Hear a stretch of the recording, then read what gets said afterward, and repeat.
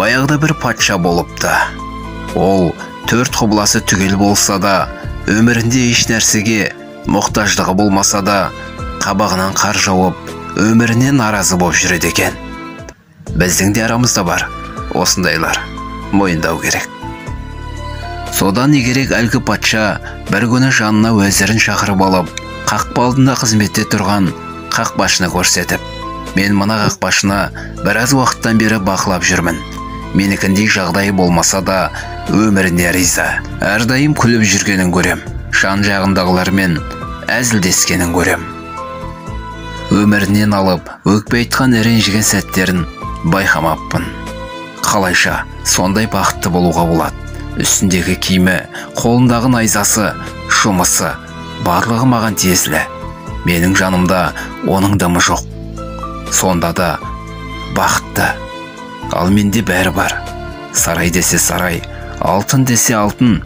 Не ішем, не жеймін демеймін, барлығы дайын. Оның бір әйелі болса, менде 40 әйелім бар. Бірінен бірі сұлу. Неліктен мен қақпашыдай бақытты емеспін? Сыра неде? Уәзір бір дана адам болса керек.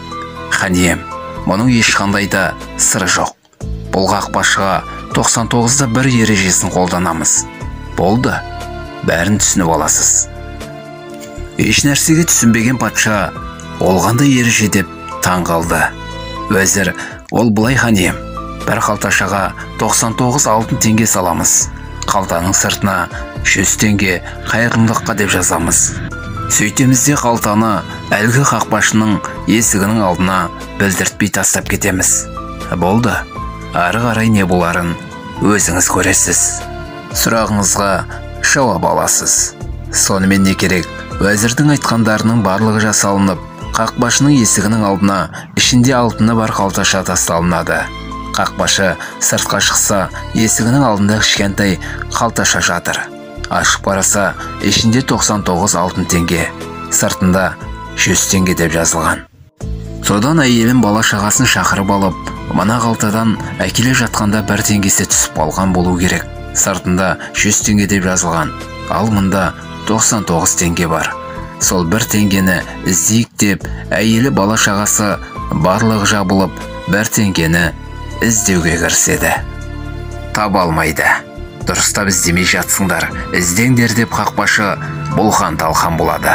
Содан не керек? Табылған не алтын жоқ, не түнімен ұйқы жоқ, шаршап шалдыққан, қабағынан қар жауған, өмірден түңілген қақпашы ертесіне сарайға жұмысына келеді. Қақпашының мына түрін көрген патша таң қалады. Дереу уәзірін шақырып алып: мына қақпашыға не болған? Не істеп қойғансың деп сұрайды. Сонда уәзір: хан ием, 99-да бір ережесін қолдандым. Болды, осындай күйге түсті. Бұрын бұл қақпашыда ештеңе жоқ еді. Батына қанағат, ол бақытты еді. Кеше қолына тиген 99 теңгеге қанағат етпей, жоқ 1 теңгені іздеп кетті.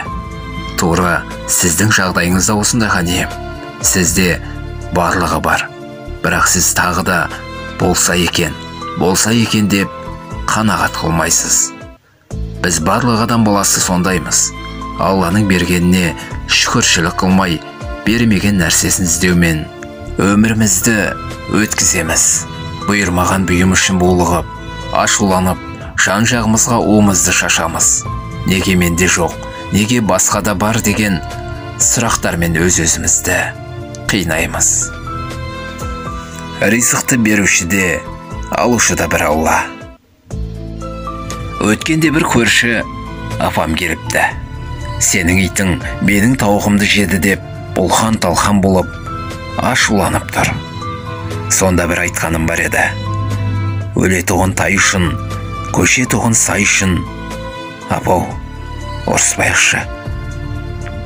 Сол айтқандай, құрбетті, қымбатты оқырманым, артымызда қалатын боқ дүние үшін бір-біріміздің көңілімізді қалдырмайықшы.